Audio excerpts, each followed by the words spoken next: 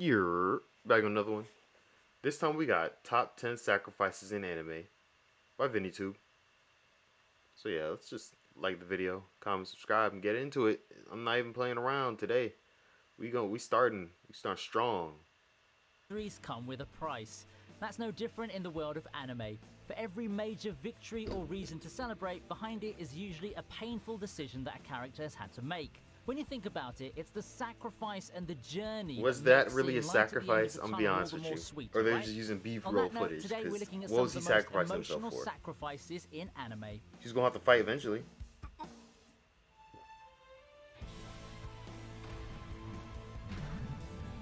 Okay, yeah, she sacrificed herself. Starting off the list is Elaine's sacrifice from the 7 Deadly Sins at 10th place. Ban and Elaine didn't start out as best friends. The bandit spent a good chunk of his past seeking the Fountain of Youth, only to keep getting thwarted by the Fountain's guardian, Elaine. The two soon developed feelings for each other though. Alas, happy moments have to end, don't they? A demon attacks the forest and wounds both Ban and Elaine, and instead of taking water from the fountain for herself, Elaine makes Ban drink it, granting him the immortality that he sought. This flashback would surely linger in the hearts of people who watch the 7 Deadly Sins for a long, long time.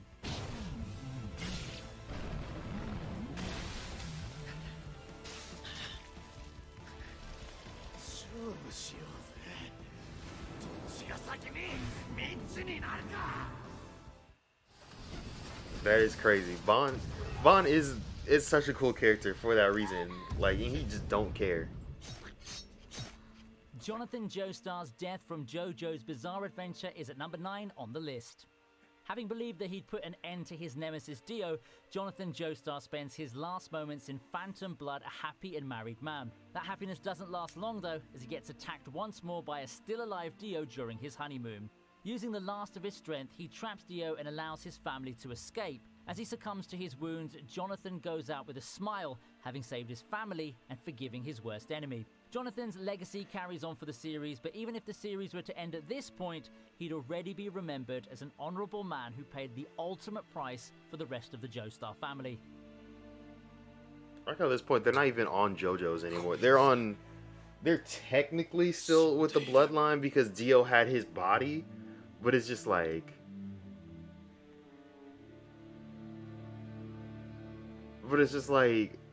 okay, it's Dio's kid.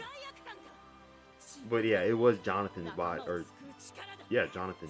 Is that Jonathan Joestar, then Joseph Joestar, then Josuke? No, Jotaro, then Josuke, then Giorno. Lucy's most trustworthy celestial spirits are Aquarius I feel like I'm and missing Leo. one. In a fight, Leo is the safer choice, as the water bearer is typically a temperamental mess who, despite being powerful, fights in a way that causes a lot of trouble to Lucy, often out of her own volition. However, facing insurmountable odds in the battle against Tartaros, Lucy's forced to make the ultimate sacrifice in order to summon the Celestial Spirit King, break Aquarius's key. Despite reaffirming her disdain for Lucy, the water bearer still cries along with her master, taking in the fact that she would never see Lucy again. While she retains her temperamental attitude towards the Celestial Spirit Mage, Aquarius at this final moment reconciles with her master, only to be shut off from the mortal realm for good. Even though that really was just kind of cap, because her key just came back. It's like, bruh.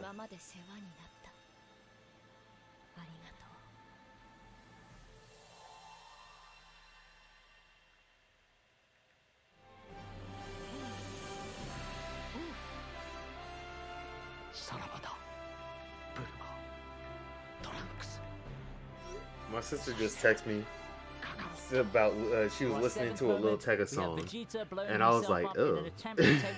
But I was like, good thing it's the remix. The Juice WRLD actually makes that song worth listening to. Ruthless and uncaring. He didn't give a damn about anything but strength. All in all, I got black, I got white, what you want? To sacrifice himself in the Buu saga is one of the most gripping moments of that arc. Despite not caring about Bulma and Trunks, it's obvious that the Prince of Saiyans is lying and that he's already completed the character development that prompts him to sacrifice himself for the world. Vegeta realizes the consequences of all his previous actions and decides to blow himself up, going down in a literal blaze of glory. He makes the choice of dying for the world in an act of personal redemption. So when I was younger, I was about middle school, a little bit early high school, I wouldn't sleep, so I would just every night after my family went to bed, I'd get on my computer, start watching some anime. I didn't know what anime, like, you know, I was just kind of new to anime. I was just watching some stuff, and I was like, you know what? I never really fully watched Dragon Ball Z. I was just watching. I was like, Dragon Ball Z, yeah, Dragon Ball Z is cool. Like, I've seen a couple episodes, whatever, and then I was like, you know, it's time for me to watch it. I watched it, got to that part, and I was like, oh my gosh, Vegeta is such a cool character. Like, I was in love with Vegeta then, from that point on. That's probably why a lot of people really like Vegeta over Goku, because one, he's a better father. So, that's the first thing. Goku really a trash father. King of Conquerors, my man. I did love his whole personality, his energy. At number 6, it's Rider's doomed battle against Gilgamesh from Fate Zero. If there's a list of all-time Fate anime moments, Rider's battle against Gilgamesh would surely make it. This fight has it all. Glorious noble phantasms, heartwarming farewell speeches, and Gilgamesh finally finding a worthy opponent. Most of all, it showcases the fire of determination burning within Rider's soul in one climactic battle. Even while finding himself completely outmatched against the King of Heroes, Rider charges on, taking everything that the Gate of Babylon can toss at him. His sheer will pushes him on, but he was finally put down for good.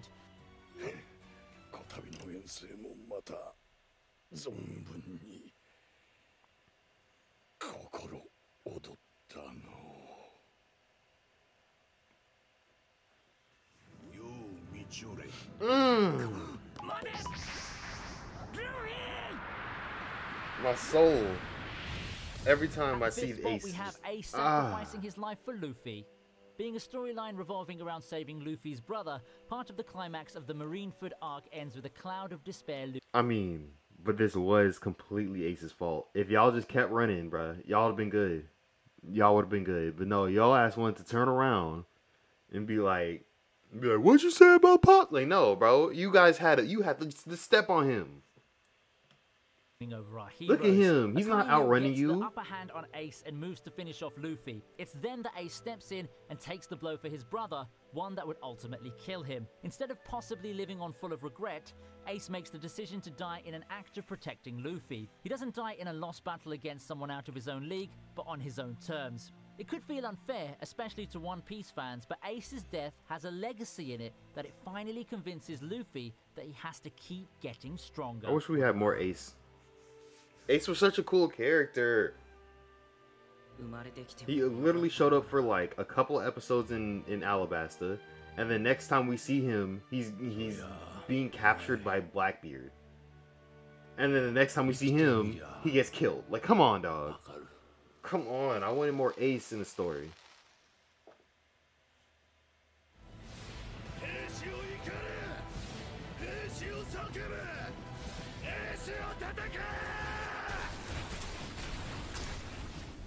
Erwin Smith's sacrifice against the Beast Titan ranks 4th on the list. While the commander of the Survey Corps did care for his men, he's ruthless and wouldn't hesitate in sacrificing them for the betterment of mankind. Needless to say, the commander's someone who's caused the deaths of hundreds of people. Soon though, he reflects on his actions and realizes that he's been a hypocrite all along. He's unwilling to die for the greater cause while preaching that ideology to justify his orders and the inner desire that's fueled by a moment with his father. It's this realization that drives him to lead the charge against the Beast Titan. This distraction gives Levi the opening needed to confront and defeat Zeke. And in the end, it's Erwin's desire to die with the fallen recruits that pushes Levi to save the lethally wounded Armin instead, leaving him to die after a moment of redemption. If only they had both. Erwin as the Armored Titan would have been a cool sight to see.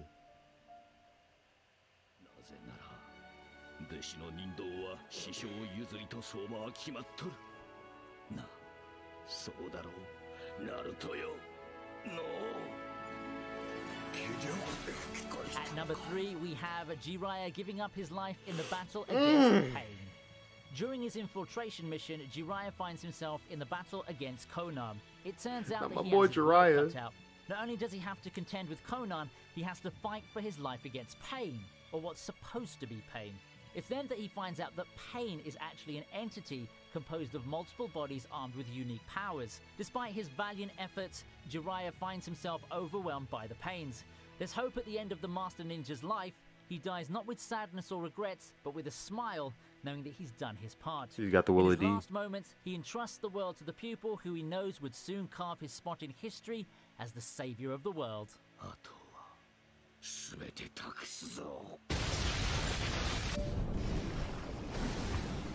Ooh, I think more One Piece dropped.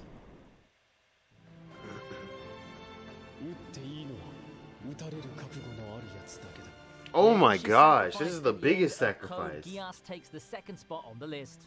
Still hailed as one of the most iconic endings to a legendary series, it would be hard to top Lelouch's sacrifice at the end of Code Geass. Taking in the hatred of the world and directing it towards him as an all-powerful demagogue, Lelouch finishes his long-time plan with Suzaku by having Suzaku take the guise of Zero and kill him. Truly a gutsy plan at the cost of the greatest sacrifice. Given everything else that's happened, would anything less have sufficed? With the one focus of hatred gone, Lelouch cements himself as a messianic archetype, one who has paid the ultimate price to save the world. Yeah, that was crazy. He united the whole world to hate him, and then killed him, and then got himself killed, just so the world is at peace.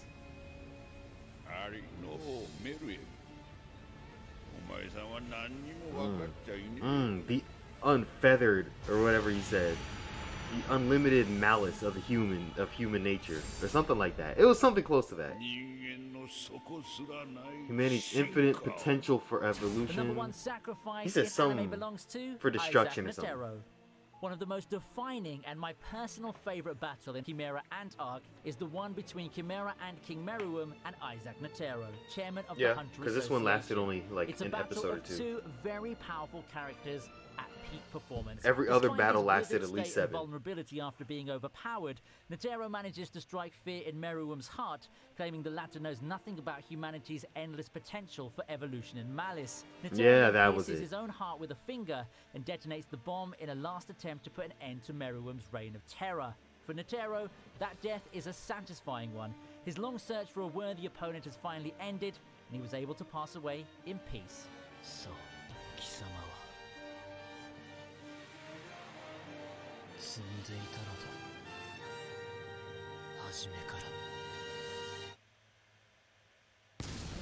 What they call that? The Rose Bomb or something like that? So, what do you think then, guys? If you have any suggestions Oh, on some they're about moments to say- that we've missed, do not hesitate. Yeah, to let miniature your voices rose, be or heard. poor I'll man's see you next rose. time. Got you. That was cool. Yeah, that was a good list. I'm not gonna lie, that was a great list. VidTube coming with them solid hit lists all the time. I mean, this is back in 2019, but I think Itachi should have been on this list. His whole life was a sacrifice. I mean, that's true. That's true. That's true. I'm not even going. That's true. That's true. It's very true. Yeah, it's true. All right. I'm gonna head out. Hope y'all enjoy. Like, comment, subscribe, and peace.